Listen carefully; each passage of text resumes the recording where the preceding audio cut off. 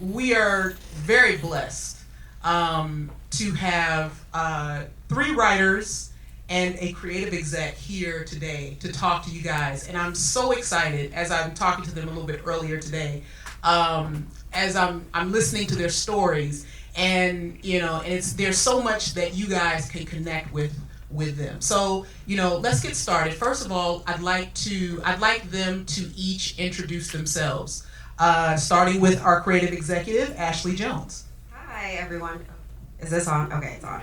Hi, I'm Ashley. I'm a creative executive, and so I work on the development and production side at networks. So I previously was at MTV and NBC, so I worked on reality shows. So while now, Girl Code, Guy Code, this might predate you guys, and then a Netflix show, Rhythm and Flow. And then I went over to BuzzFeed and launched their YouTube channel called Cocoa Butter, which is their Black identity channel. And then most recently, I was at Mar Vista Entertainment, which is a Fox brand, working on the MOWs, which is Movie of the Week. So I did some movies for Lifetime and did some movies for Tubi. And so that is a very brief overview of what I do. All right, thank you.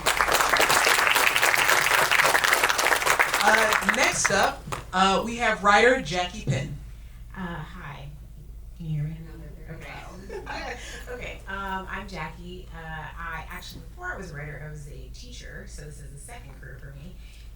And I am a drama writer. I worked on Turner and Hooch, which was a Disney Plus show, and then I worked for the reboot 4400 for CW, and I worked on a Hallmark development movie last year, and in addition to writing, I'm also the vice chair of the Committee of Black Writers for the Writers Guild. Thank you. I was a strike captain in the most recent strike, so I'm very involved in, the writer community at large. So, yes. Lovely. Welcome. Next up, we have Barret Helms. Hi, I'm Barret. I'm from Kansas. We have black people there. The short of it is, after a career in front of the camera, I realized I don't like to be in the spotlight, although I'm having a great time here, and went back to school for screenwriting. I do a lot of DEI work, so I worked at the Writers Guild, and then transitioned over to becoming a member when I got staffed on Sweet Magnolias, which is a show on Netflix that some of your grandmothers love, I'm sure. All right, thank you, Barret. And last but not least, we have Elise Brown. Hi guys, my name's Elise, as you just said. Originally from Chicago, I'm a writer. My most recent show was Yellow Jackets. I was there for 3 seasons. And now I'm a producer on the new Prison Break spinoff as well. So now, different subject matter, but fun.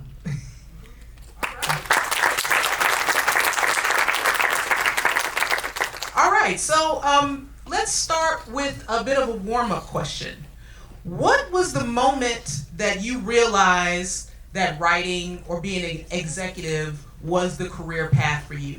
Let's start with Elise. So I guess I always loved writing. When I was a kid, I wrote a lot of really bad poems and plays, terrible things, and didn't realize that it was really a career path to be a TV writer until college, when I started taking screenwriting classes and realized oh, this is something that people do as a career, and it is a path that I can take. So that's when I kind of was that's kind of what the dream is. That's where I want to go, and so I moved out to LA to kind of try to follow that path once I realized that it was one I could take. Okay, and so when you came out here to LA, what do you think? Well, what was the first thing that you did to try to get to realize your dream? So I guess it started in undergrad. I got an internship out here in LA at a management company, which I had no idea really what that meant at that time. I knew that reps were a thing, but I didn't really know what they did. But I just heard that a management company or an agency was a good place to be because you learn a lot. So I ended up at the Gotham Group as an internship, and they were wonderful. I learned a lot. I had no idea what I was doing, but they were all very kind, and kind of stayed in touch with them when I went back for my senior year, and so I moved out to LA. Did not have a job. It was just applying to any assistant job that I could get. And because I kind of kept in touch with my internship, when they had an opening for an assistant, I was able to apply there and ended up kind of going back there, which was really nice. So that was the start. Nice, great, fantastic. How about you, Ashley? What was the moment you realized this was the career path for you?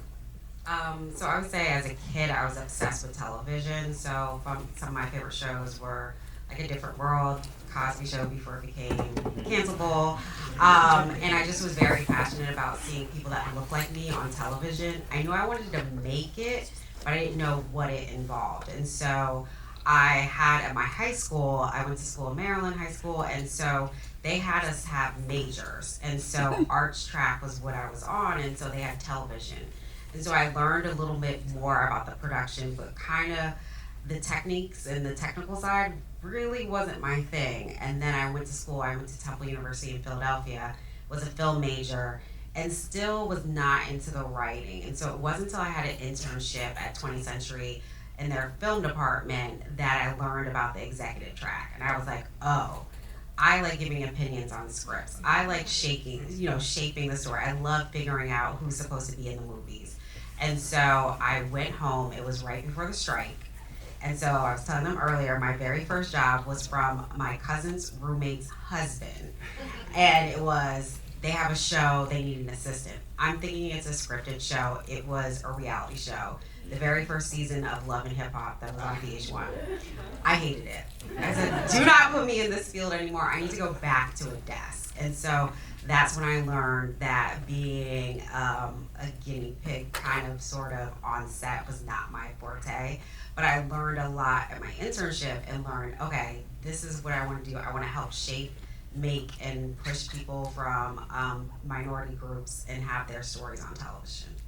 Awesome, thank you so much. All right, Jackie, same question. Can you repeat the question again? Sorry. What was the moment you realized this was the career path for you? I like to say it took me a while to get there. I was teaching, I was a Spanish teacher, and I think I had this epiphany. I mean, I always, again, kind of like Ashley, loved TV. I was like, TGIF was like, I'm dating myself, but like that was my like thing. I like before you could like record, and like that's the thing I was doing on Friday night. So I loved TV, I loved books, but I was from Ohio, so I never really thought that like I could be in the industry. So anyway, I fell into teaching and had this epiphany because there was a show called Ugly Betty, and I loved this show so much, and I was like, oh, this is like the kind of stuff that I would like to do. So that's what I think. But then my sister told me like 2 years ago, you said you wanted to be a writer when you were 8 and that you were going to move out to Los Angeles. I have no memory of this. So I guess that's the real story, that I always knew, and then I just kind of did it. Yeah. All right, Barret, same question. I know this is a warm-up question, but my answer's so heavy. Oh, wow. Sorry. So I was a model and an actor in New York for a while, and I was not happy with the roles and jobs they were putting me up for. I just didn't feel like they fit me. And around that time, my sister married a playwright who had a brain condition that he needed surgery for. But then in surgery, they botched it. And the parts of his brain that it affected were his emotions, which made him totally erratic, and also his words. And I was tasked with watching it, because my schedule was flexible. I didn't like him going in, but we got really close, and he always told me that he wanted to write the story of him having surgery and loving my sister and recovering, and unfortunately he was not able to recover fully and couldn't write anymore. But I was like, I want to write this story. This story needs to be told, and I felt like I could capture all the sides of it. And so I had no idea how to write, but I grabbed a book, Story by Robert McKee, which is like the big one. And I read all of it, and then I wrote a screenplay, and I had such a meaningful experience. I was like, this is what I need to do. So I just gave up trying to be in front of the camera, and I went back to school to undergrad to study screenwriting, and then came out to LA for grad school so that I could pursue it in earnest. Wow. Okay. And after grad school, what would you say was your first gig? So I have been doing inclusion and equity for a long time, and one of my professors was close with the director of inclusion and equity at the Writers Guild. So for those of you that don't know, the writers are members of a union, and they're the members, and then there's the staff that supports those writers. And so there was a job open in the department supporting all the writers in inclusion and equity. And so this was 2019. So I get there, and then 2020 happens, and it's a big deal and all of this stuff. But I'm meeting everybody. Like, everybody's pouring in, and executives and big name writers. And so it was like such a learning experience for me, immersing myself in that world and learning as they learn. And then eventually one of those writers became a friend and then put me on her show. And that's how I got in. Congratulations.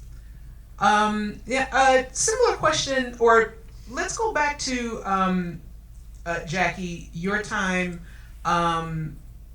after being a teacher, where you're now deciding to write. How did you make the transition from teacher into writer?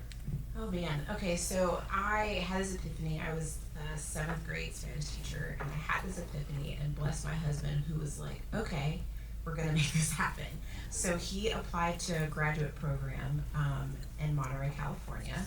So we're like, this is how we're gonna get to California. And he did his program, and then he had an internship in Portland, Oregon. The goal was always to come to Los Angeles. But while we were there, I was trying to get like some kind of, experience to have on my resume. And I started like looking through Craigslist for, I was like helping student short films like carry equipment or like things like that. And there was an ad for a show called Grimm that shot in Portland. And I thought it was fake. And my husband was like, well, just apply. Like, the worst case that happens is that it's a scam, or they like don't contact you. And I wish I had taken a picture of this, because I applied, they contacted me, and that was my first job in the industry. I was a set PA for season 5 and the beginning of season 6. So my first industry job actually wasn't in LA, it was in Portland, Oregon. So that's kind of how I made the jump into the industry. And then from that, I started telling people on Grimm, because Portland's a very small like TV and film community, that I wanted to write. And the line producer on that show was like, oh, give me your resume. I will like send some, to some friends in LA. And I got an interview. They didn't know I was in Portland. They thought I was here. I didn't tell them otherwise. I flew down here for an interview. It was for an Office PA on the Shondaland show. It was The Catch season 2. So I did Office PA. I was in production for like 2 years, and then was able to switch to being a writer's PA. So I kind of had like I kind of did a lot of things before I became a writer. Okay, wow, great, fantastic. Elise, how did you make the leap into, or how did you make the crossover into your dream of finally being a writer? So it took a while. From assistant to staffing, it was probably about like 7-8 years, I'd say. A little circuitous. But yeah, started off on that assistant desk at Gotham Group, and they do a lot of animation. And so kind of my first job after that was as a script coordinator on an animated children's show, which was not a great fit, 'cause I like to write very dark things. I did not want to scar children. But when I basically ended that show, I was trying to figure out how to get into live action. Getting into a live action room can be so hard, even just getting like a writer's assistant job or like a script coordinator job or anything. So I was having a lot of trouble doing that, and ended up kind of like temping and kind of just trying to figure out the way over. And in doing that, I reached out to a lot of people for coffee. And one of those coffees I took was this wonderful like writer producer who had not created a show at the time, but was just so kind and like answered all of my questions and was like, keep in touch. And so I kind of kept in touch with him over the years. And so I ended up going back to grad school. It's like another thing. But then once I graduated from grad school, I'd been keeping in touch with him, and he was really wonderful. And at that point, he'd started creating shows. And so when I graduated from grad school, he had a show that was starting up, and I was able to become a script coordinator for that show. He was like, "You've script coordinated before, right? On your animated show?" And I was like, "Yeah, totally." Very different. I got there and I was like, "I do not know what I'm doing, but I'm going to make it look like I do." It's a really hard job. Yeah, but made it work. And so yeah, kept in touch with him after that, and he ended up having another show that I staffed on a few years later because I kind of script coordinated in live action for a few years after that. But yeah, Nick and Tosca, he's wonderful. Yeah. Fantastic. So now I'm noticing a common theme amongst everyone, which is you don't just graduate school and end up a writer, do you?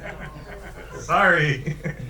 That sometimes it takes a little time, right? Or even as an executive, you don't just graduate and end up executing. That's not a word.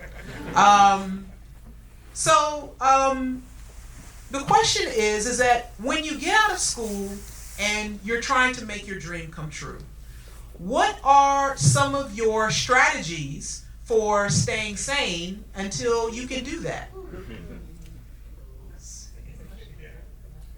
Were we supposed to stay sane? Is everybody here pursuing writing specifically, or are there who's writers?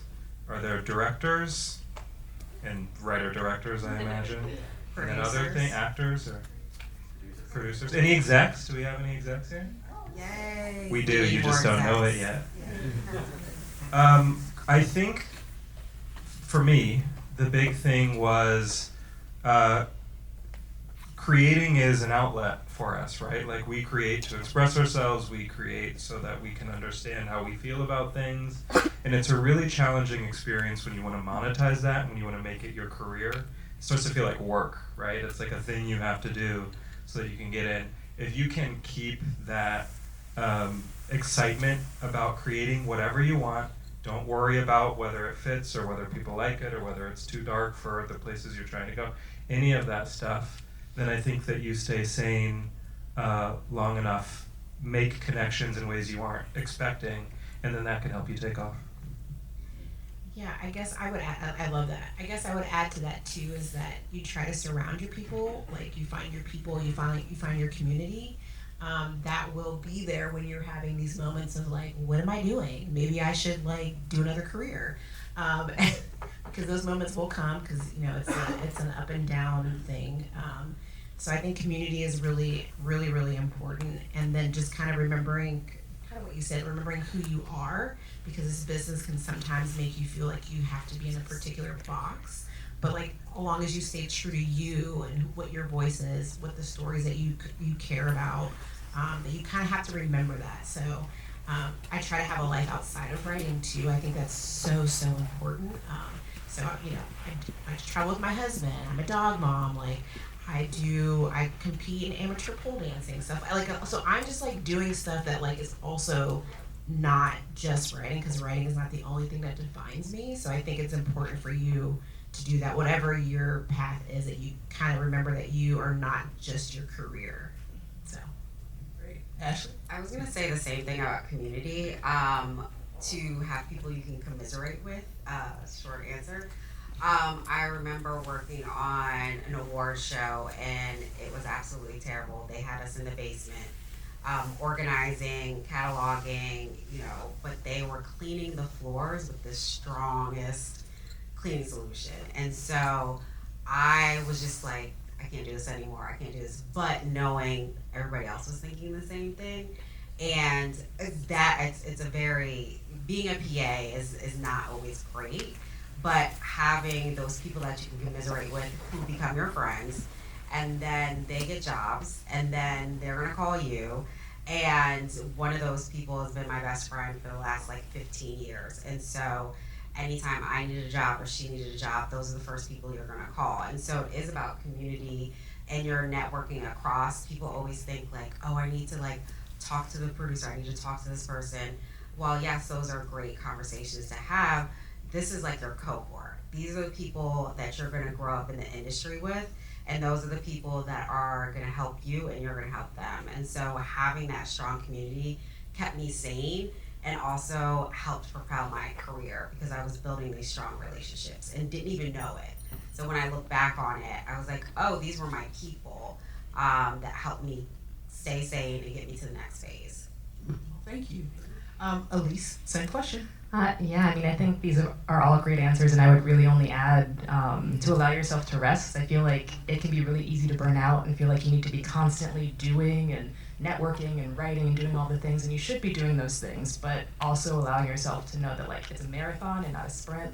And so, yeah, having those hobbies, allowing yourself to have days where you're like, I'm tired and I'm just gonna stare at the wall or go to an art museum or whatever it is that kind of feels like it's refilling the tanks, but letting yourself rest and feel your feelings and know that it's an ebb and flow, pretty much.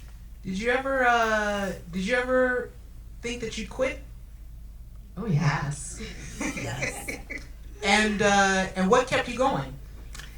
I'd say community for sure. Having like friends and family that are like, you know, are you like, can you keep going? Do you want to keep going? Getting perspective sometimes where they have like other jobs where like I have a friend who's a doctor who would be telling some of her stories and how hard it can be, and I'm like, oh, okay, yeah, maybe today is not that bad, but definitely community. And then also kind of asking the question of like, is there anything else that I would rather be doing? Because I feel like as long as the answer was no, there's nothing else that like I really want to go for. I was like, well, then you owe it to yourself to at least kind of keep going. But there were a lot of days where I was like, Yeah, not sure. My fallback was always I was going to go to law school for entertainment law, and that has not happened. The LSAT book has sat there for now. And it's 20 years at this point. But it's also about trusting yourself and having that gut intuition that you know what you're supposed to be doing. It's just you have to find that right path for you. I've done everything from documentaries to unscripted to now movie of the weeks, and the whole way through I've questioned it, and now looking back on it, knowing that every time I was ready to give up, bam, a job would show up.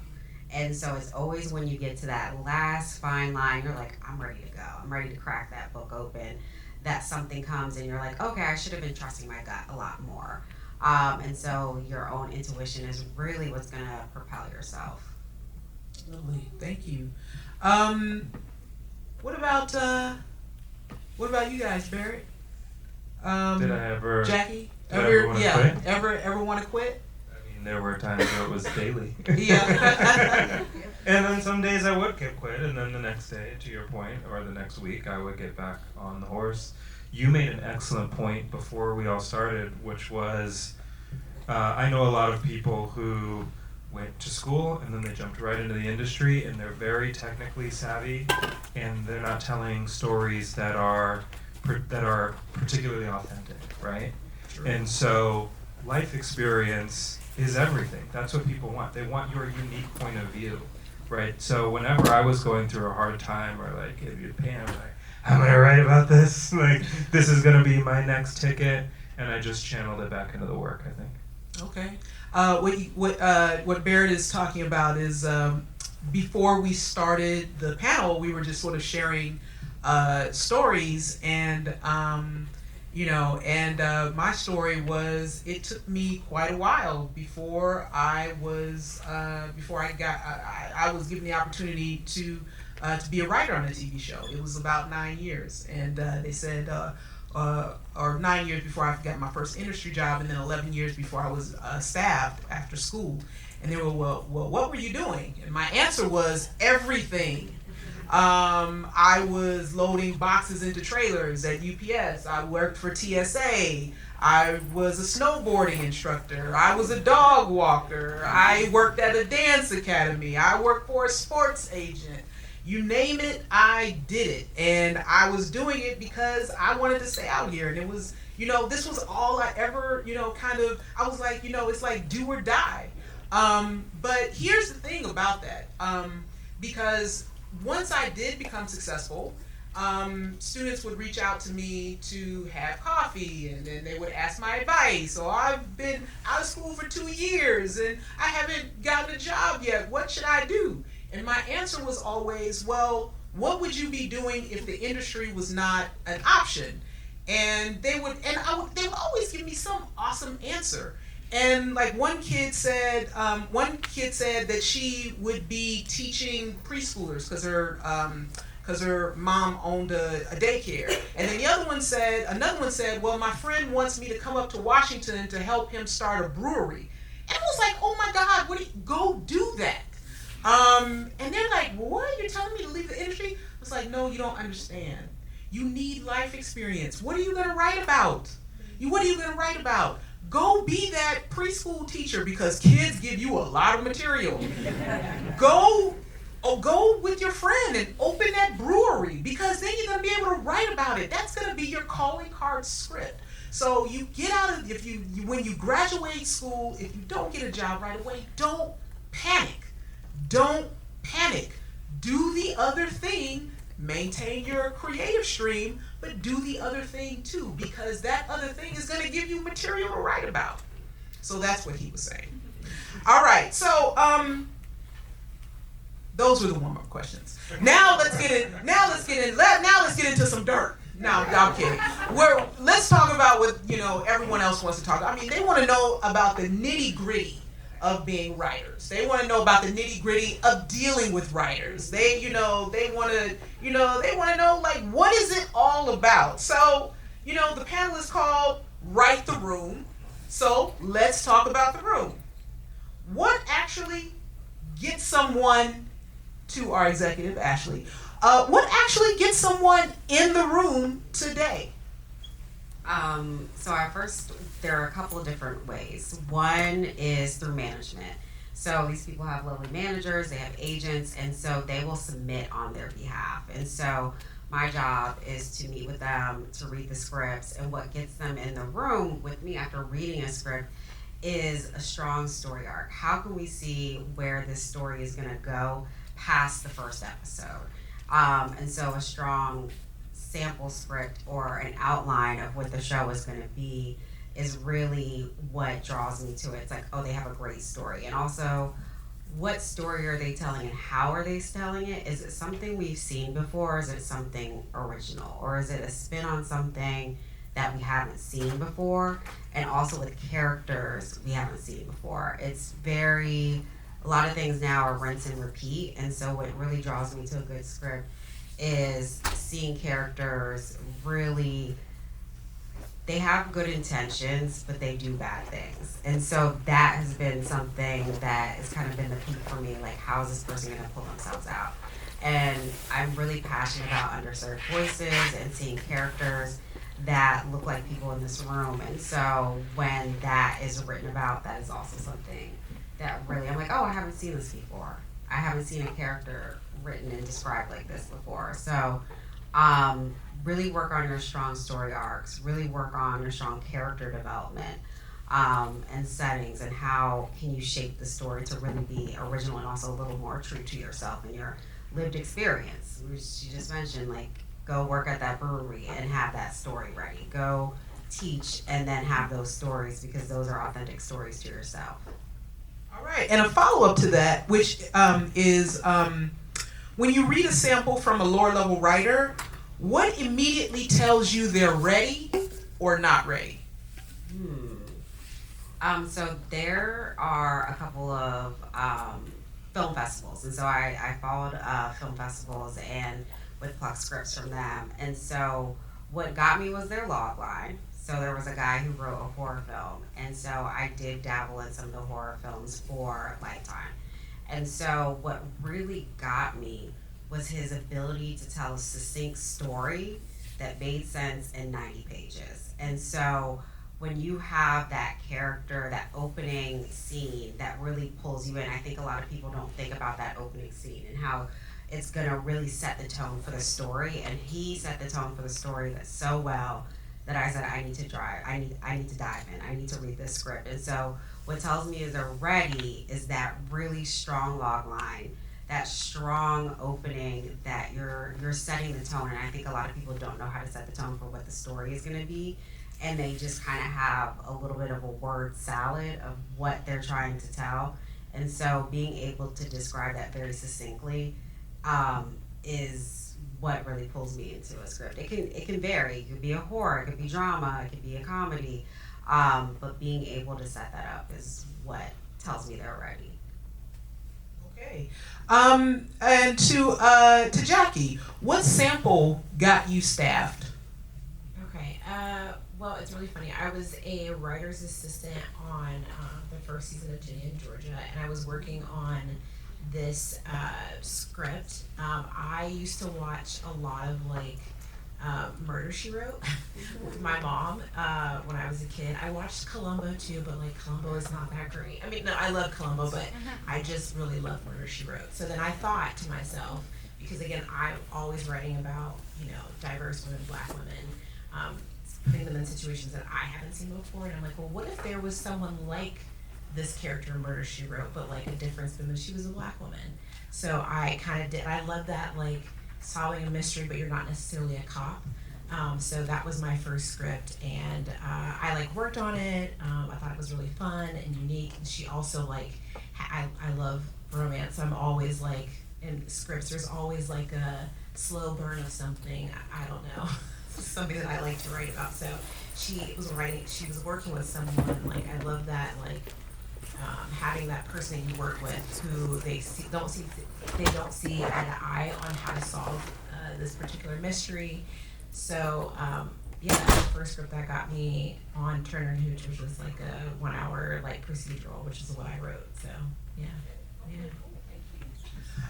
Barret, so you were on staff at the WGA for many years. Tell me, in terms of actually someone getting in the door today, you met so many writers over at the WJ.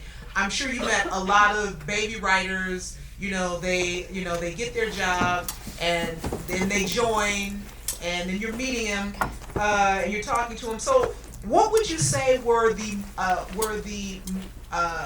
most consistent way that you saw they were getting in? Was it the fellowships, or is it staffing season hustle? Was it reps or showrunner relationships? That's an excellent question, and I think let me say all of those. I will say relationships. Period. It's a relationship business. What I saw more than anything is whether it's a fellowship or a person in a position of power. What you need to be looking for are people who can advocate for you. So that are people who are either working professionally in a job or at a place where they have the power to do something on the executive side, or a writer that just loves what you do. This is an industry that's based on fear. Everybody wants to look good, but more than that, nobody wants to look bad, okay? And so you need to be good enough both with your work and your work ethic that somebody says, this person makes me look good, right? Because then they're invested in you. So with the people I saw were the most successful were people who found, like you were talking about, people who found upper level talent who said, if I bring this person on, I will look good. So let me fight for that person, and that's what happened with me too. Awesome, thank you. All right, and Elise, what would you say is the kind of writing sample that matters right now to get someone on a show like a Yellow Jackets? I'd say it'd probably be two things. One, that something that feels very representative of you and who you are and your perspective. That feels very much like when you talk about yourself and kind of like how you see the world or where you're from, or like it feels like it makes sense. It feels like it's really a calling card in terms of like an introduction to who you are. And then I'd say the other thing, something that's really bold and kind of stands out, something that feels like it's fresh and hasn't quite been seen before, that mashes up new things in genre, or like characters, kind of like what you were saying of like characters in like new situations you haven't seen before, something that just feels really interesting that makes somebody lean in and go, ooh, okay, I haven't seen that. I feel like those two things. I was gonna say, the characters that you haven't seen before doing things. I've read 2 scripts that will always stay in my heart that I still am fighting for, and one was about a young kid trying to change the health industry because insurance is always denying things. It's very timely, and so what he did is become a street doctor. And so he will take patients who are getting denied health care, and he taught himself, it's very unethical, but it was a very interesting story to see this kid who's about 20 years old set up his garage as a makeshift hospital. And so obviously he has some issues, it's very unethical, but it was almost like a Breaking Bad version of the medical world. And then another story was about an Asian family and their mafioso mom. The mom passes away and leaves them in charge of this mafia. And it was just a riveting story that was original to these two Asian writers. And they were speaking about an uncle who is very shady that lives in China and cannot come back to the US. And so that's like another life story that they have. And so really things that are really speaking to you as a person, and how can you make that very bold? How can you make that a story that we haven't seen before? And so those are like the two scripts that I was like, these are different. This makes sense, you know, trying to get those on air. Okay. All right, so what would you say you see some of, what are some of the like the common mistakes that you actually see young writers make? Trying to make a show that's already been made. Making their own version of a Breaking Bad. We've seen Breaking Bad. We have the spin-offs, Better Call Saul, and I think there's another one that's coming out soon. So that's already been done. That's already been taken care of. And also, sometimes I've seen things that are so grandiose, like we can't really build this set for a spaceship right now. So, you know, international is really hard right now. Well, it's kind of mixed, but the audience isn't really attuned to a story in Italy about Italian people. And so the reason why is funding. So like at Emily in Paris, that's a very big show that has that big budget, but if you kind of look at Netflix slate, there isn't anything that big. So kind of thinking about things that already been made, so we don't need another Emily in Paris. What is something that could take place in, you know, North Carolina, a small town, that also is very budget friendly. So I think right now budgets are very, very tight. And so what is something that can have that crazy story, that story's gonna hook people, and put that in a very realistic space? Because I've seen everything from aliens to, you know, shooting on Mars, and I'm like, it's gonna be really hard for us to recreate Mars, where things become expensive. And so kind of think about budgets in the back of your mind. Because a lot of the money will go towards the talent. You want to make sure you get that A-list talent. And so money needs to go far, and so how can we do that? Just kind of keeping that in the back of your mind. And to our writers, what would you guys say were maybe some of the mistakes that you made, or some of the mistakes that you saw your cohorts making on the way to writing success? Take a note. Learn how to take a note. So many people, and it's hard, right? You want to believe like you're good enough, and you are. But there gets to be a certain point in your career where you can only make something so good, and you start relying on the people around you to elevate it even more. And if you alienate all those people early on in your career, then you don't have anybody to help make your work better, right? So I am always trying to get feedback on my stuff, right? So that I know how to make it better and better and better, and it helps me be a better person. I do the same for them, and like the relationships that you were talking about, it helps build those too. Yeah, I'd say to add to that, thinking that it's only the script that's important, and not necessarily putting as much importance on networking, and also just making sure that if you're looking to be a TV writer, it's also just about kind of being in the room and kind of being able to read the room and the politics of the room, and also just being a good collaborator. So kind of making sure that it's not just about, oh, my script is really great, so I don't really need to work on those other skills. And I think too, like to add on to that, like when you're in a room, you spend so much time together, so people want to work with nice people for the most part, I would say. So make sure you are a nice person, because I think that also will go very far for you, because people will go to bat for you. Like, you could be a great writer, but then you like kind of suck as a person. Like, that's not going to help you either. So people will stick their neck out for you if they know that you are a good person, and they can see themselves working with you in a room for 6 months or whatever. So yeah. I love a good collaborator. So when a script comes in, I'll give notes to turn around to give the writer, and the management gives the writer. And if you hear that they don't want to make these notes or adjust, you're like, oh, this person is going to be a little difficult to work with. So you want to be a good collaborator. You want to play in the sandbox with everybody politely. And so being able to realize that your script is not, the only script out there in the world, and it's going to be taken. It's like, okay, how can you be a great collaborator? How can you take these notes and still hold integrity to your projects? Okay, and we were just talking about the room. I want to go back to that for a moment. And you guys already mentioned a couple of things, but I want to give you a chance to talk about it a little bit more. When it comes to the writer's room that you guys are all now in, what are the skills that film school does not teach? The skills to being in a writer's room that maybe film school does not teach. I'll do one. It's a weird industry because it makes you know your brand, right? Like what is your brand, right? It's like commodifying all of us. You have to sort of be self-aware about the thing you do well. When you get in, not just a room, but especially when you're in a room, identify the thing you do well and then make that your superpower. Because then suddenly they'll be relying on you for that thing. Like we had one person who came into the room and her superpower was somebody would like say a line and she would always think of the song that line connected to, and she was taking notes.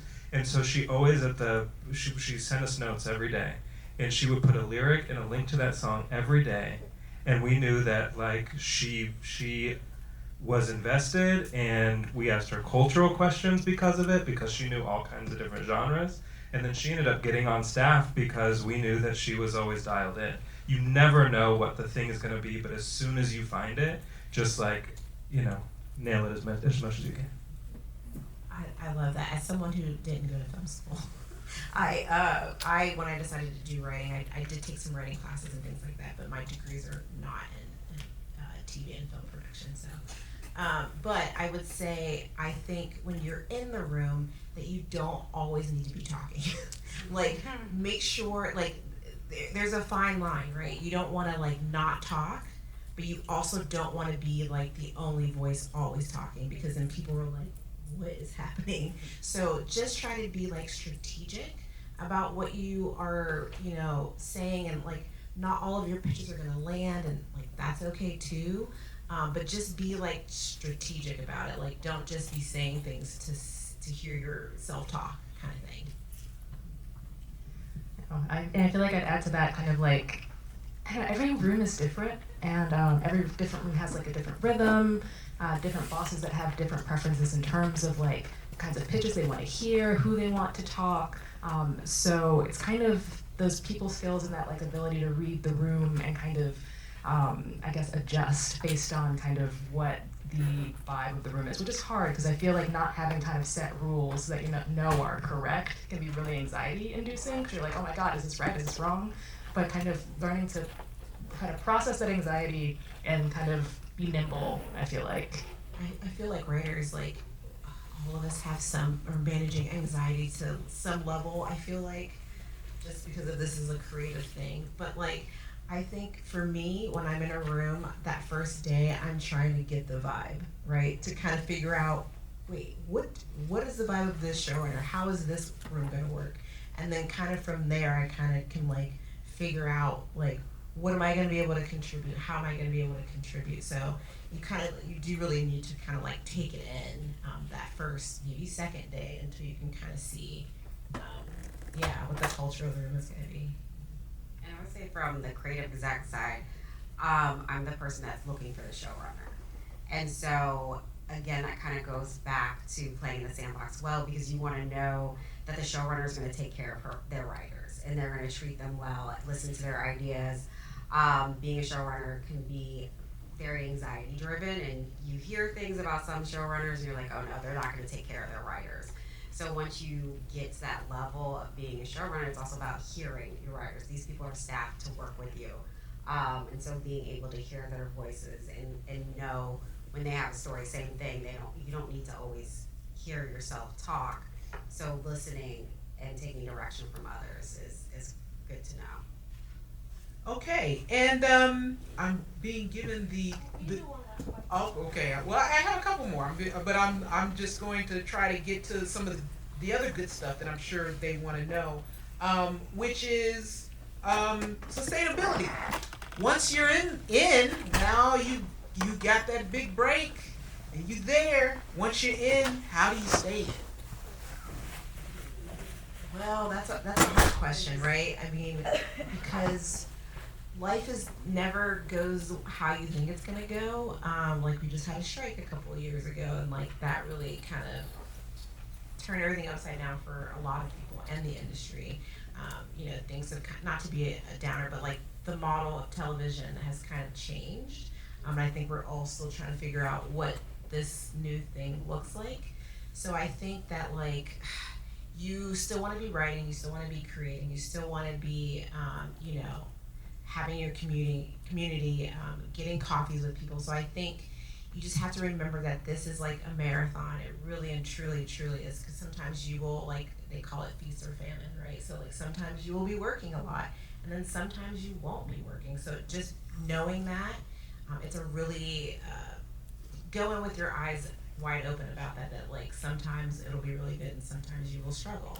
And then in the meantime, what are you going to do when you aren't working on a show or writing a movie?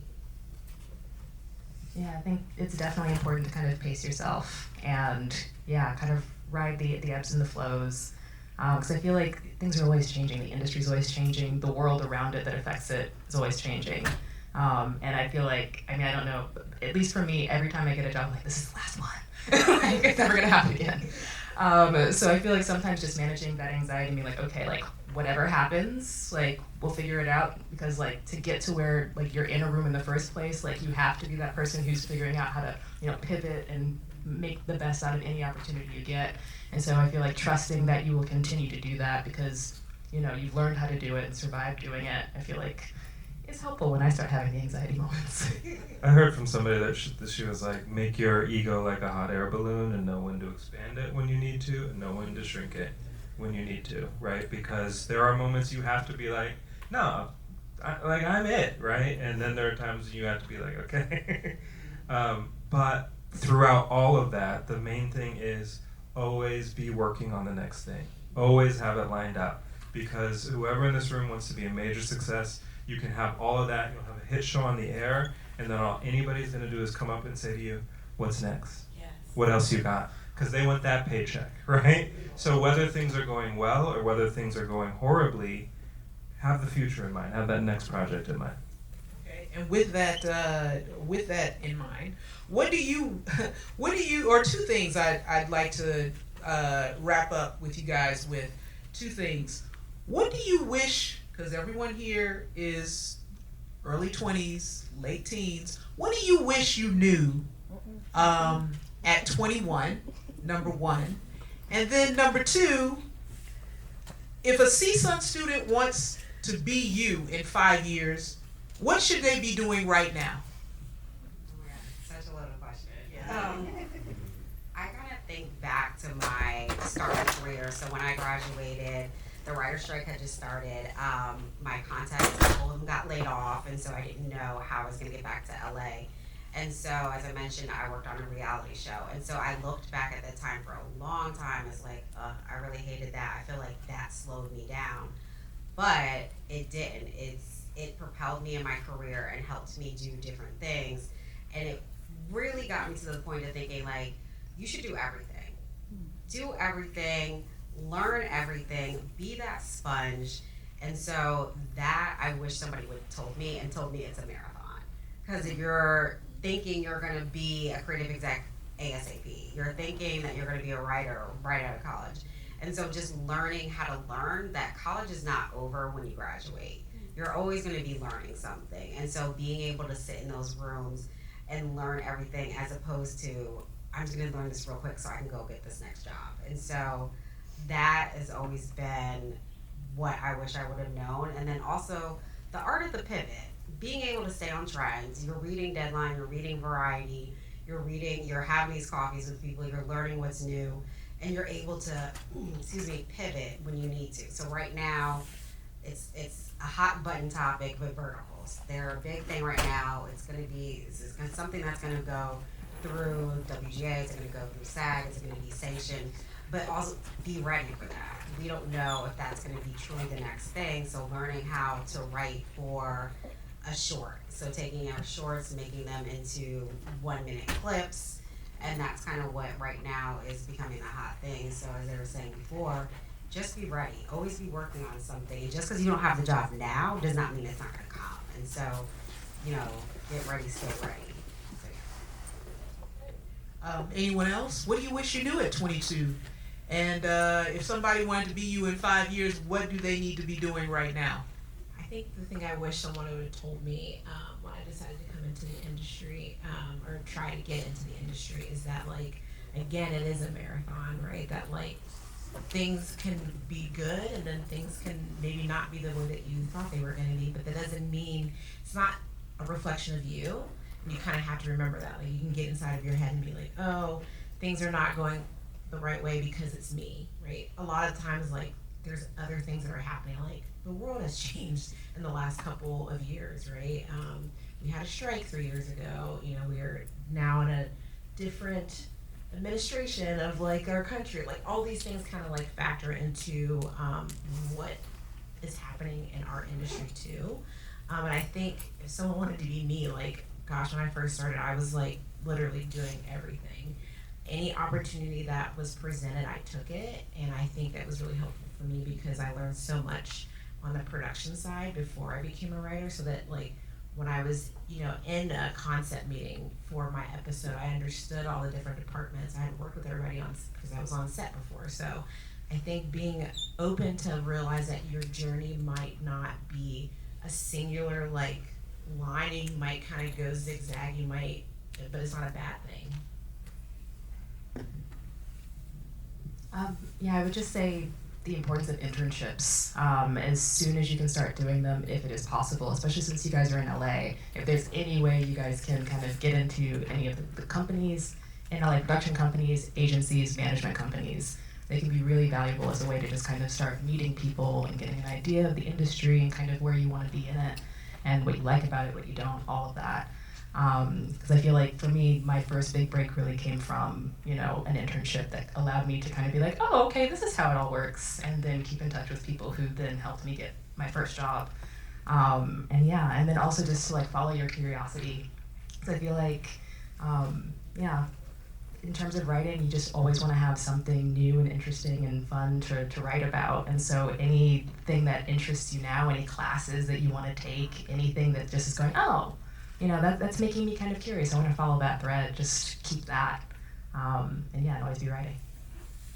I would just say it's a numbers game, so take a chance. Like, I would always fixate, like, this is my big chance, and then I wouldn't get in. What is my life? There's plenty of life to be lived, so, like, go after everything you possibly can. If they say no, fine. You make a mistake, that's fine. You can make plenty of mistakes. Just get up and then take the next opportunity. And then as you're building those relationships, it's much more important to find a few people who you believe in and believe in you than it is being that person who's got everybody in their phone, but who's going to go to bat for them. Well, there's one thing that a friend of mine just said to me recently, and I was like, oh, it kind of, like, broke my brain. But he was saying to me that, like, as a writer, like, part of the job is getting rejected. Right? And I was like, oh, wait, what? And I'm like, no, wait, that is actually the job. The job is for you to get rejected, but you keep going. So, like, just knowing that and thinking about that, like, that is part of what it is to be a writer. That broke my brain too. Wow, okay. Well, thank you, panel. I think we're going to try to ask some questions from, or get some questions from the audience.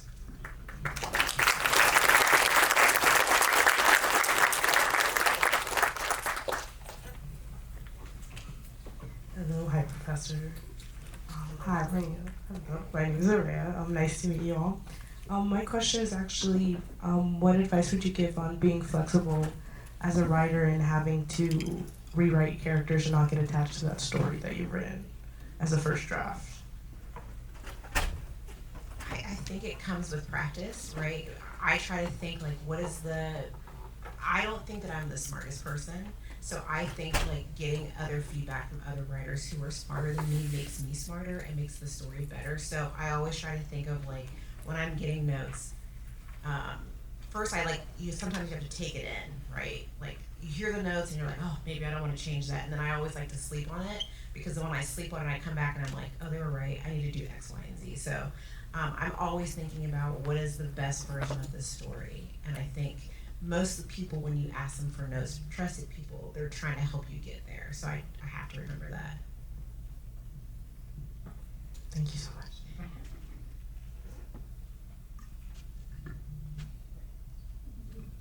Hello, my name is Elise, nice to meet you. My question is, in any industry, being Black can present so many obstacles and challenges, but are there ways in which you think your Blackness actually gave you an advantage or an edge in the industry, or were there moments where it made you feel like your Blackness was actually a superpower? That's a great question. Very good. For me, the thing that really also got me is because, like I said, I watched shows that primarily were Black families, like Moesha, Girlfriends, all of those shows. And so my superpower were bringing in those voices. So bringing in writers who look like me, bringing in writers who LGBTQ, bringing in writers that are Hispanic, Asian, that have those other stories, who want to tell those stories too. And so that, I think, became my superpower. So I was at a company called Mar Vista, and so what I noticed is that we did have a lot of writers of color coming in, but a lot, it's a numbers game. You're not always taking the scripts. And so what I decided to do was to have a pipeline. So I would collect all the scripts and I would distribute them to my whole department. And so we had different departments. And so if it was passed for our team because of budgetary reasons, or it's not exactly what we're looking for right now, I began to be the distributor. And so that started having an effect where other writers were getting hired for other shows. And I don't think anybody had thought about doing that. And I just noticed we had a Rolodex. They had really good stories. And so that's how I guess I used my diversity, and inclusion self to, have that superpower.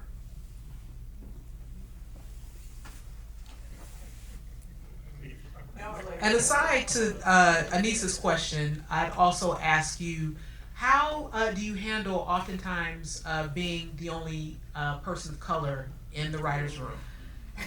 I'm always the only person of color. And the only person of color on the executive force. There are not a lot of Black executives.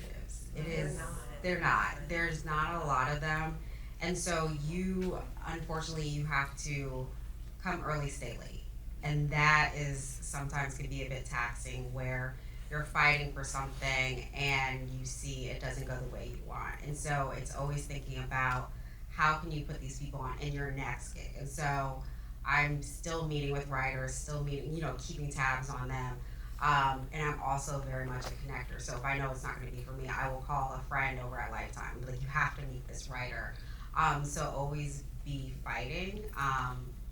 That's how it's kind of been for me. Only person in the room, and being able to kind of use backdoor ways to fulfill yourself and fulfill other people's dreams. I think it's maybe trying to figure out who I don't like to say it like this, but who your allies are in the room. My first show, I was the only Black person on staff, and it was because we had a Black character.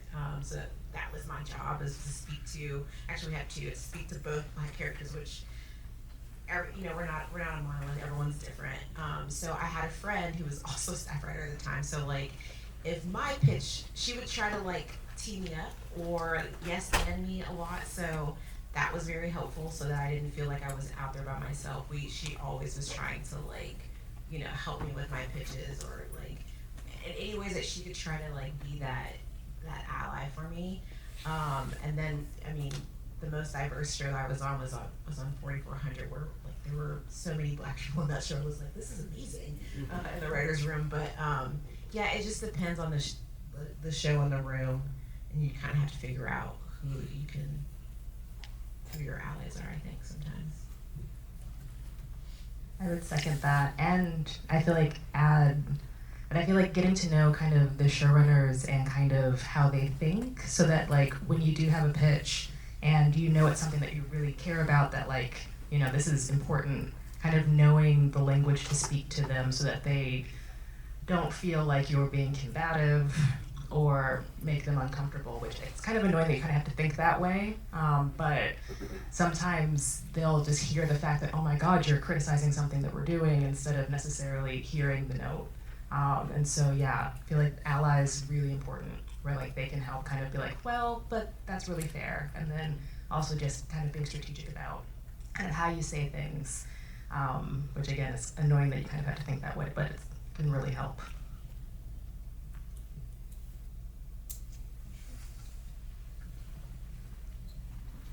Thank you guys so much for everything you guys have said. As a writer and a person of color, seeing myself represented on screen oftentimes relies on tropes.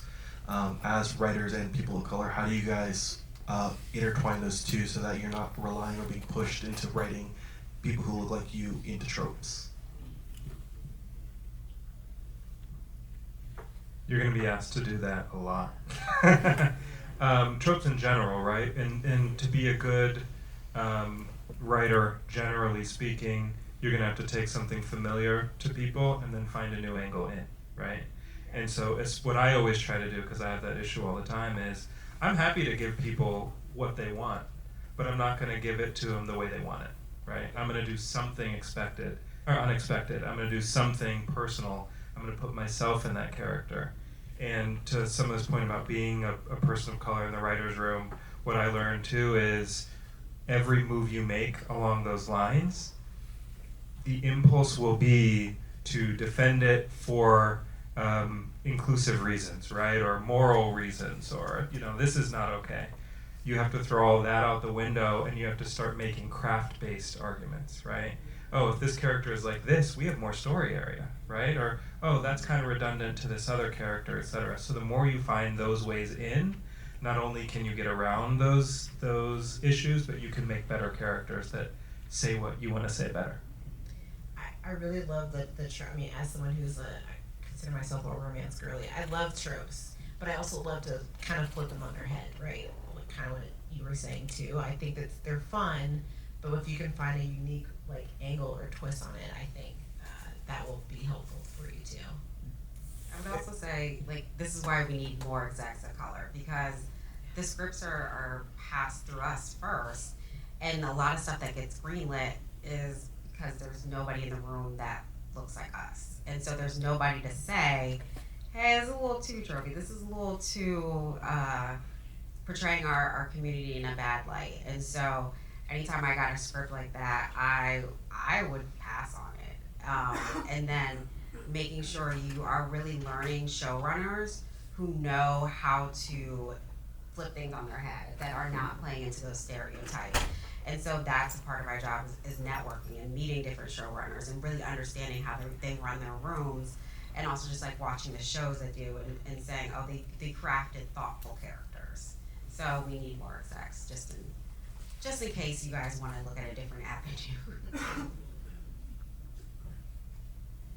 Hi. Okay, so it's like I'm meeting celebrities right now. It's so cool. You guys have each like done a show that I've really loved, and it's really cool to be talking to you right now and have this opportunity. So thank you for coming. I'm just wondering, how do you guys prioritize your mental health? Because as people of color, we're told that our mental health doesn't matter, and like, how do you fall asleep at night after like so much rejection without it like echoing in your head? Yeah. Have a support system. I will say, I have a group. We have a group chat. It's called Black Girl Magic. We do dinners once a month. We got a dinner last night, and we're able to kind of like vent ourselves, but also figure out solutions to our problems and go to therapy. I was gonna say therapy. Like, oof, I don't know where I would be without therapy because it's a lot, right? Yeah, therapy has worked wonders for me. Yeah. I'd also just say advertise who you are before you get in that situation because people won't put you in that situation when they know who you are, right? And sometimes that feels like we are closing doors because we are going to be vocal and people know that about us if we are, or it might affect our mental health and we just have to know not to go into that space. It doesn't close doors because what you're doing is you're telegraphing to people the places you do want to be and that you do belong. So if you are clear about who you are in the first place, then you'll go down the right path. And I'd say too, just even reminding yourself that like you have every right to feel calm and good, and because I feel like there have been moments where like because the industry is so like it's very go go go, you're expected to kind of work yourself to the bone and say yes to anything that's going to move you forward. Like there's a lot that's expected of you. So I feel like just reminding yourself that like your own comfort and mental health is just as important as moving ahead and finding the things that make you feel calm and kind of ground yourself and prioritizing them and giving yourself the kind of permission to really like make that important when the industry is telling you that you should not. Hi, my name is Victoria. I had a question for all of you, but especially Barret. Did you run into any moral or ethical dilemmas when trying to tell someone else's story? Like, for example, your neighbor or friend who had a surgery malfunction. How do you go about that? Does anyone want to go first so I can have time to come up with a good answer, or am I just... I'll go. All the time. That is the job. You are stepping on landmines left, right, and center. You can't let that make you afraid to tell stories that you want to tell. You should be well researched, and you should be open to criticism. And so there are plenty of scripts that I have written that were unintentionally offensive, and I was told, and I made the changes that I need to change. That is something that people need to approach with humility. And then you're sorry, and this just goes to a broader thing. You are allowed to make mistakes. Just don't make the same mistake twice, if that makes sense. I think that's why it's really important if you want to be a writer that you have a writer's group, because I feel like people will tell you, like, that happened to me in a script. I didn't even, like, I feel like I'm always trying to be mindful, and I had something that I was like, oh, I didn't even know that it was, like, presenting that way. And again, when someone calls it out, you're like, great, I will fix it. So you have to have people around who will, like, help you with that, too. Thank you. Yeah, I was gonna say the same thing. Community, writers groups, being able to take notes. Have a couple of people, have diverse people who get it as well. Not people who all look just like you. Yes. Have it around. Yes. I've read some scripts that were really offensive, and I was like, so you didn't have anybody in your circle that didn't look like you. So yeah. Great question. Hi. Sorry, hi. Thank you all for being here. So my question is, like, as a writer, you kind of spend a lot of time, like, writing alone, I would say. And then, like, you kind of made it in the industry, you hear you're walk into this writer's room, and now you have to work with other writers. And I just want to know, what is your experience like that? Like, learning how to work with other people, writing with other people, when you kind of just been writing by yourself for a long time? I can answer this. I really like working with people. I really like a writer's room because I feel like, again, being around other people who are smarter than me makes me better. So for me personally, I love talking about story. So I love talking to other people about characters and things like that. So I really like it. That's what I miss about not being in a writer's room right now. Writing by yourself, it can be so solitary, but I look forward to like working with people. But I would say that just kind of go in and just be open and be open to like, meeting other people. When you're in a writer's room, you're all coming in at the same, everyone has to be vulnerable. You're like sharing parts of your life sometimes for inspiration for characters. So just know that everyone's kind of in the same position as you because you're sharing parts of yourself to infuse into your characters, into the stories. Also, any room from this point on, from graduation on, any room that you are in is a room that you were invited to be in, that you were chosen to be in, that you were welcomed in and encouraged. So go in confident that you are everything that they thought you were going to be. Try to find like-minded people, start there. Yeah, that's all. Yeah, and I'd say just remembering that like you're a team, and I feel like you're all trying to cross the finish like line together.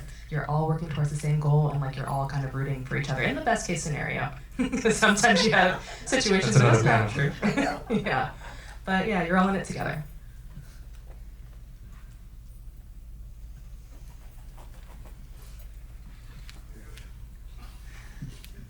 Hello, my name is Gabriel Bay. I'm in here for cinematography, but I do a lot of like directing work for things I can't talk about right now because I have to sign an NDA. All right, but I'm asking a question specifically to. I'm the youngest one in any room I go in for these rooms that, or get you to where you want to be, and it's a little bit hard to navigate. I'll be honest, because being the youngest, you're kind of like, oh shit, nobody cares about my opinion. And I carry myself with confidence and try to, still let my ideas feel real to everybody around. But it's still scary. How do you, especially when you aren't, the smartest in the room, or like you don't know what's going on, how do you stay, I don't know, equal is the question, yeah. Someone mentioned it earlier, and I can't remember who it was. Also, before I answer this question, you have a Knuff sweatshirt on. I have that. My husband got that for me for my birthday like a year or so ago. It's my favorite sweatshirt. Sorry. It's incredible. It's amazing. But I would say that like you are gonna have your superpower. We were talking about that earlier. So like be confident in the thing that you know that you do very well, that you're bringing to the table. And I know it's really hard not to compare yourself to other people, but just be confident in like what you do, right? Also, like Hollywood is a youth-obsessed industry. You like being young is like the thing that they want, because all these people are afraid that they're not cool and they don't know. And so I remember when I graduated, I had a professor, even after I graduated, she would text me and she'd be like, what's the slang word for this or that? And I'd be like, oh, she doesn't know, I gotta tell her whatever. And the day she stopped texting me, I was like, it's over. Right, so you have like status in that sense. All of y'all, if you are saying that something is cool, everybody in the room is gonna listen, because you are more in touch with the culture than anybody else, and so use that to your advantage if you can. I would have my little cousin read scripts for me. She's now 30, but I would always ask her, would she watch this? Would she, how many times would she watch it? Would she follow the series? But what I loved about her was her thoughtful answers and her thoughtful responses. And I've also worked with a bunch of interns too, who are just very thoughtful. They want to learn, they want to be there, and they're able to kind of learn for the room how to express themselves. So I think if you are able to kind of read the room and understand how people are talking and what they are receptive to, and just use your authentic thoughtfulness, I think will help you go a long way. So when starting a new script, I often find myself giving up within the first 10 pages and resulting in trying to go to like a new script, just jump into a new one, a new idea after new idea. Any advice about that? Okay, so, man, I'm such a Capricorn, but like, when I'm working on a project, for me, it's like after I'm doing a bunch of revisions, usually my brain will start to come up with other ideas. So what I like to do is that I use Notion, which is like a workspace. I will put that stuff, the idea, I will put it there when the thoughts come, I will put it in this little workspace for that thing, but then I will continue, I'm a completionist. So I would say, try to, maybe there's something that like your brain, you haven't figured out about the script yet, maybe that's like a time for you to talk to your writers group, maybe like that's the thing that's like stopping you from, there's like something story-wise that's stopping you from going, so maybe it's time to like bring other people in to kind of help you with it, I think. And it might be helpful too, because I feel like sometimes when I'm starting and I get to kind of that mark, I start reminding I feel how much more I have left to do. And it starts making me go, oh, like this is literally just the beginning. And so I feel like maybe cutting it like a script into chunks and saying, this is the first 10 pages, okay, just the next 10 pages, and then just kind of like slow walk your way into having that whole script. So then it feels like it's not just, oh, this and then this wide, like, oh my God. And it's another 10 pages, just like the 10 pages you just wrote, might be helpful. Because I feel like sometimes I need to do that as well. Like setting yourself up for success, like doing so many pages a day, and if you go past that, then great, and if you don't, then that's also fine too. I mean, there's a reason they call it the vomit draft, right? So when I'm starting, I'm like, this is terrible, I'm horrible, I hate this, I hate everybody, what am I doing? All the thing, and you just make yourself just throw out garbage. Like there are times I'm just like hitting keys, right? Like literally just like, and then filling out pages. The writers I know and creatives, I should say, who have the most sustainable careers are ones who are curious, right? So my skill is not the first draft at all, but I'll finish the first draft and I'll go, what was I thinking? Like what does this mean? And that starts making me ask questions. And then I'll do the next draft. I'm like, could I say this better? Right? So if you can look at it and try to make sense of what it is you're doing and have a relationship with yourself in that way, then by the end of it, you'll be a few drafts in, you'll get a few notes, whatever, and you'll have something that tells you more about why you started in the first place. And I would say don't self-edit, like in that first draft, just do it, because the moment you stop and you start analyzing every single thing, then you will stop. So you just have to like keep going and just get the draft out, really. Or just make shorts, I mean, if they're good 10 pages. Yeah.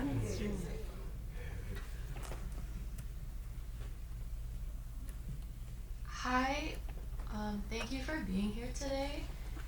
I had a question about being an executive because it's a position that I am thinking about because I have a producing emphasis.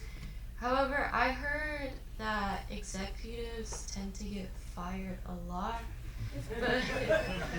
But I know like every job in the industry is always like project to project and nothing is guaranteed. So I was wondering, like, is that viewpoint like the same for an executive, or it's a little different because you're worried about trying to get to like another studio to work with? Well, I would say layoffs happen, not fires. There's always a lot of restructuring. But I would say if you find a home, so the best way for me that I found my positions is I went to places where I loved the work. So I went to Fox because I was an intern there and I knew they were doing Movie of the Week, and I love Lifetime. So that's where I went. I went to MTV because as a child I watched all the TRL Wives. It was very dating myself. And so I loved the content that they were doing, so I wanted to go there. So I think it's more so about where you want to go and where you mesh in with. That kind of reduces your chances of being fired. I know I'm not a drama person, so I would never go to a studio that does dramas. I'm like, no, I am a rom-com girly all the way through. And so I know horror also is a genre that I'm starting to get into and really like murder mysteries, you know. So I wasn't worried about getting fired. I'd be more so concerned about where you mesh in well, because that would really reduce your chances of being fired. But I will say being on the executive side is very corporate. So just like working in accounting, being at a law office, there are a lot of things that happen from the higher ups. We have, as opposed to them, they have showrunners, so it's about one layer. We have about 4 or 5 layers, and so there could always be something that's coming down. Like, you know, right now the biggest thing is mergers. So a lot of companies are being reduced, so that means they only need, as opposed to having 4 on one network, 4 on another network, and they're being combined, they're probably gonna reduce it down to 2 or 3. And so that's also where you have to stay ready and be ready, is being able to have your own slate. You cultivated relationships with writers and managers, and so you're looking for your next gig, but you've cultivated those relationships. And so they'll be able to tell you like, hey, this production company is looking for an exec, this network is about to hire. And so that's where it comes to also looking at this is your cohort. So when you're in the position for a job, you know that you can pick up the phone and call this person. So it's a very corporate networking job. You can apply for jobs online, which, you know, this typically doesn't happen for showrunners. You have HR, you know, you have people to answer to. So I hope that answers your question a little bit. It does, thank you.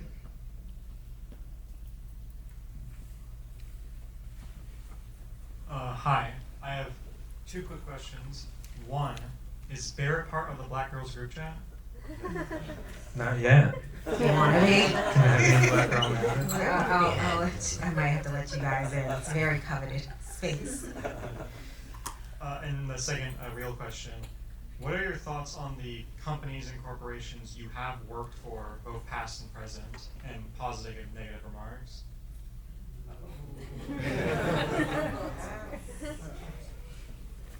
I think the first one was easier. The first one was easier. I mean, there's always, like I said, on my side, it's more corporate. So there's always politics that are going on in the office and things like that. But for the most part, I've enjoyed every experience because I've enjoyed the products I've put out. So it's hard for me to blame or say one specific company, oh, they did this thing and I never want to work for them again. No, I have my products that have left, you know, prints on my heart that I'm like, okay, I'm glad I was there. I'm glad I was able to do that. And I made a bit of a change while I was there. I was gonna say, on our side, it's kind of hard because depending on who's like covering, like who are the executives that you deal with, like, so it's different who we are talking to.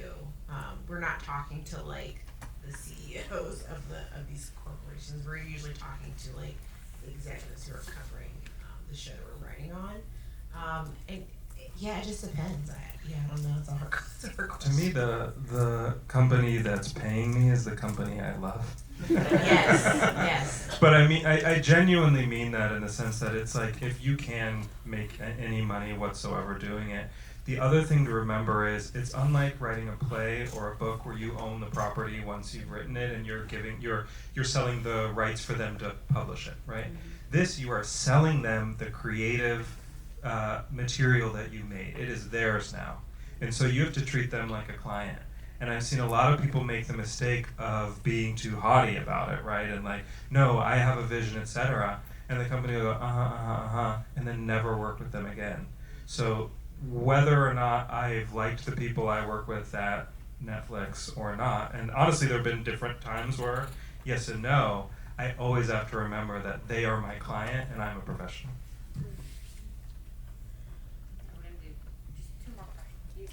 Okay, hi guys, my name's Nina.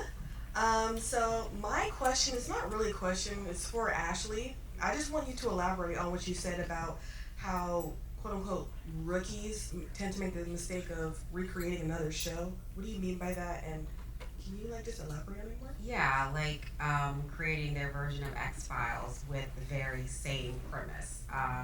So you don't want to see the same exact premise, but you just changed aliens for animals. And you're like, but I've seen this before. This sounds really familiar. I'm not sure why. And then you're like, aha, this is just X-Files with animals.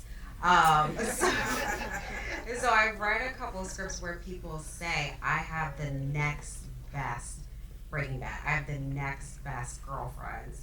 And so you're kind of reading those scripts and it's too on the nose. Mm-hmm. And I think that's kind of what I mean. It's too on the nose of what we've already seen before.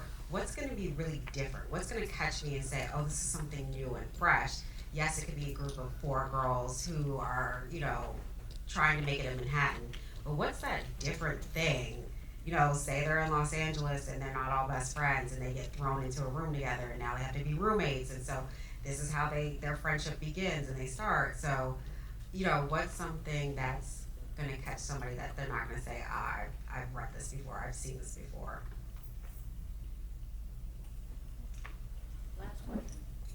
All right, hello. I have one question for each of you.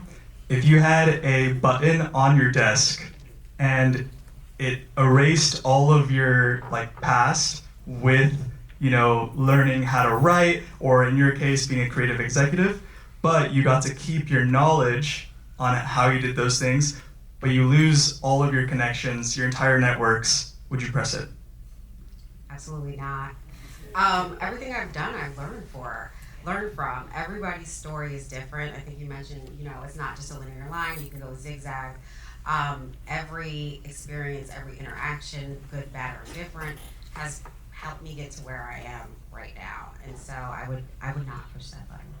I would also say no, just because I think that my experiences really feed into like my voice and my perspective, and I like the things that I write about, and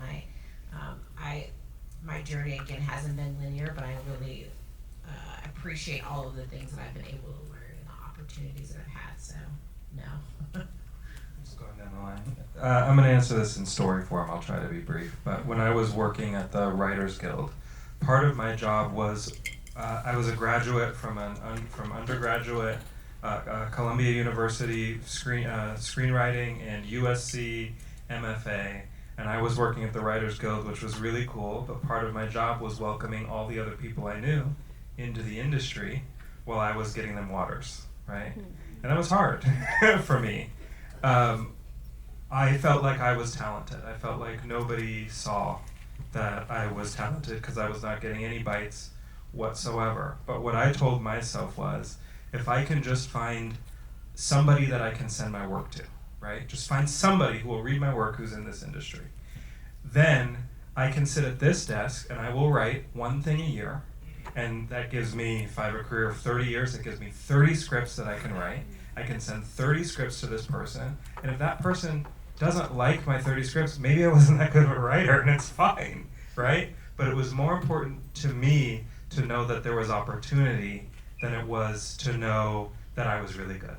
So I think that when we're thinking of things that make us hopeful about our careers, we really, really have to factor in opportunity. I would be a little bit tempted to hit the button if it took care of my student loans and made them disappear. But also no, because I feel like the journey is so important and it teaches you so much that you can then write about, but then also about yourself. And yeah, I just feel like it's really valuable, kind of everything that you kind of learn along the way, the people that you meet. Like, no, I would not hit the button. It's a fun question, I think. Well, thank you, everyone. We really appreciate everyone's time, audience.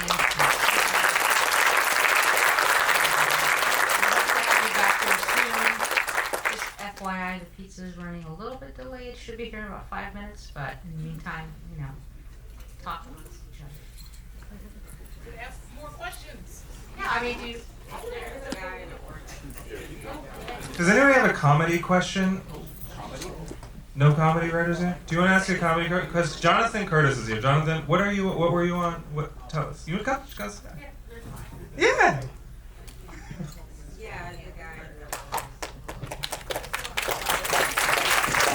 Jonathan Curtis is a Blackish was a writer on Blackish for I came to see my friends. several years. Super talented writer, very, very successful. If there's one comedy question, do you want to ask it? I'm loud. I was more wondering, like, is there a big difference between writing like on a comedy set versus a drama set, and is it like different getting into both of them based on the genre, or is it pretty similar?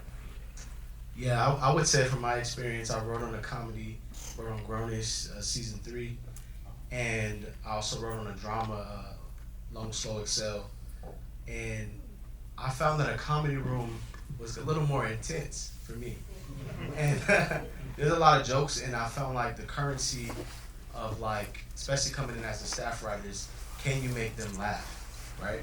And so for me, I had to also learn what their style of comedy was, because there's different types, right? And I found that just when depending on whatever room you're in, you want to find why are you there, what can you add that maybe the other writers aren't adding because of their unique abilities and yours. And sometimes I found that comedy writers do really well in drama rooms because they have that fresh perspective, that comedic, the overlap that there is the drama that's also in comedy, if that makes sense. Let's give for the brother in the Lord. Yeah, I was going to ask, you guys talk about getting in the room, you talk about getting in the room, you talk about getting into the production house, but you guys never talked about representation. I was just wondering how you guys got your reps. That's true. It's always like everyone's thing is different. So when I got staffed on Turner and Hooch, I had no reps. The only thing I had was so the writers from Jenny and Georgia. I was still like talking to them, and I didn't know I was about to get staffed. They're like, "Girl, they're trying to staff you on the show." And I was like, "Oh, okay." And I'm like, "I have no reps." They're like, "All you need is a lawyer." So they like recommended me their lawyer, and I had a lawyer just for the first few months that I was on Turner and Hooch. And by the time that the show was coming to an end, one of the assistants, who was actually the person who read my script and championed me to his boss, was like, "I'm gonna start sending your script out to managers," and that's how I started to get meetings. So, I mean, it kind of really depends. I don't want to say that there's a steadfast rule for reps because everyone's journey is different. But I don't know what other people will say. How did you get that first job? Did it come from a fellowship program? No, it didn't. So that 1 hour light procedural that I wrote, I put it on this website that doesn't exist anymore. But it was a website that someone created, and they were trying to get showrunners to read support staff. And it was called staffme.net, not staff me up, but staffme.net. And it was this 1 hour procedure that I put on it. I put it up there, I didn't think about it for 8 months. And the assistant who was reading, I guess, helping his boss staff, Turner and Hooch, read my script and reached out to me because you put your contact information, and he was like, "Hey, do you want to grab coffee?" And I was like, "Sure," because you always take the coffee, you always take the meeting. And he was like, "Oh, my boss is staffing the show. We already like know who we want to meet." And I was like, "Okay." And then like the next day, he's like, "Hey, I got my boss to read your script. He wants to meet with you." So that's how I got read for the show. So that story like doesn't happen often, but like sometimes it happens. So. I got my reps basically from the assistant job that I had at the management company. I kept in touch with them, and when another assistant became a manager, kind of rose in the ranks, I ended up kind of being one of his clients along with my old boss there. And then funny story, I guess I got an agent from like a fellowship win, kind of like a small fellowship that I thought, why not? Won, and it was a wonderful experience, and ended up kind of meeting my agent through them. And then my agent became my manager. So yeah, it kind of depends. I was just gonna complain, but that's okay. I'm gonna give you a very cynical response. For me, it was referrals, and I think for most people, it's you find another talent who says like you're amazing and you deserve an opportunity, and you'll make me look good for sending you to my reps, and then they send you to their reps, and then maybe you sign. My introduction to reps was as an actor, and they were not good. And somebody told me once, they were like, "Yeah, they get 10% because they do 10% of the work." And I found that a lot of people who get reps, especially early, have a false complacency because they're repped. So that must mean that they're great, their reps got it, et cetera, et cetera. I went to a CAA event that was to introduce people, whatever, and the guy literally stands in front of everybody and he goes, "All you have to do to get rep by CAA, be amazing, get 2 million views, and we'll find you." And I'm like, if I got 2 million views, I don't need you, right? But that is the mindset. It's that they don't, especially now, they don't show up until they have a clear highway to the money. And so if you can do anything to get your own work, focus on meeting talent and executives who want to actually work with you creatively, and the reps will come. And that is my diatribe.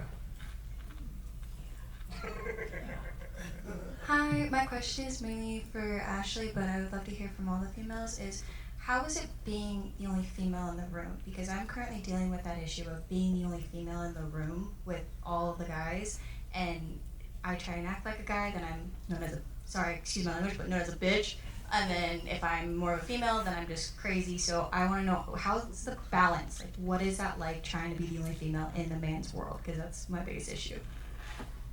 Luckily for me, I haven't been the only female in a room. MTV was the most diverse room I've been in, so I had an amazing boss, and she always championed my voice. And so from her, I kind of learned how to navigate in a room full of men. And so it's being your authentic self, showing up. My biggest thing is be thoughtful. Like, always bring thoughtful ideas. Don't always, speak just to be heard.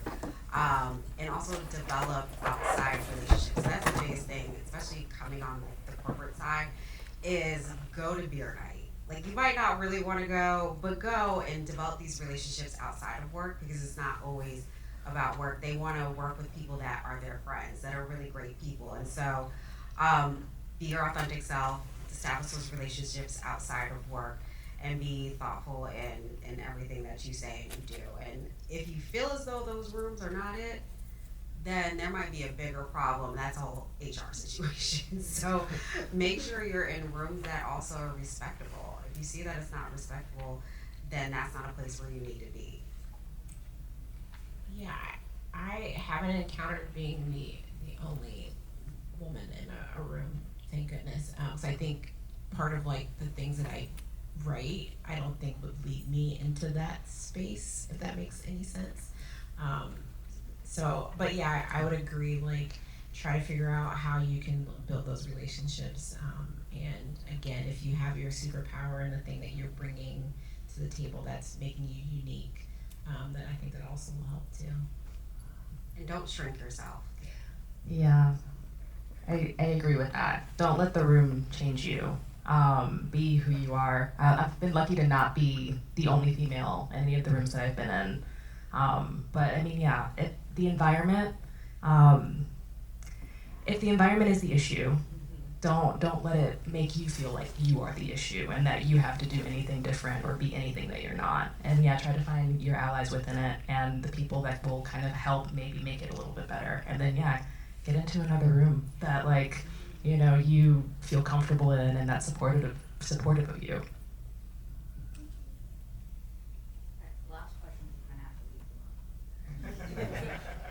Hi, I was just wondering, what's one book you would recommend to all writers or producers? Ooh, it's on my living app. Because you're always learning. You're always reading and knowledgeable of things. So never stop reading and learning. I'll look it up.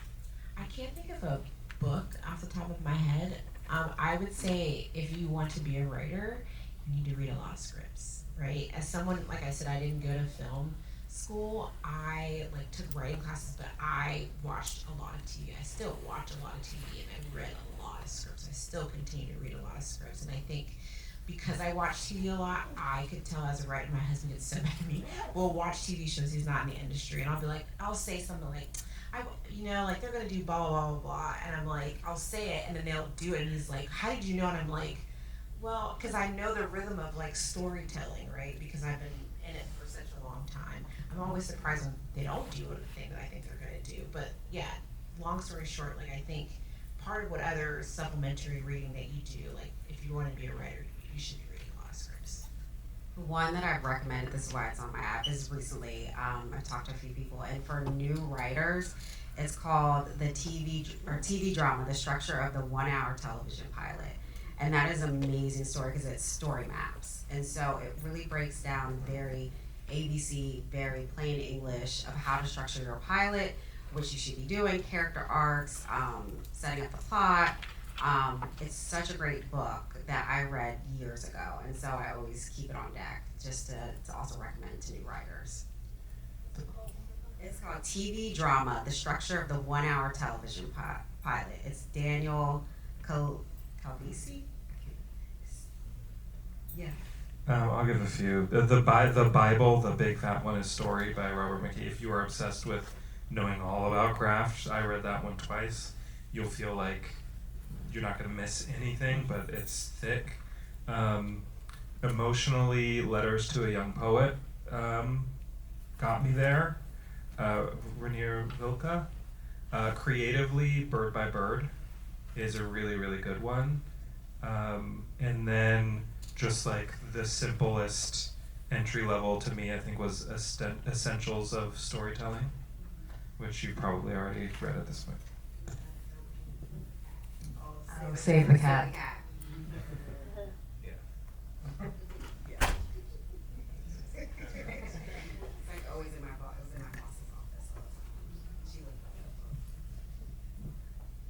Well, thank you, everyone. Looks like the pizza's here.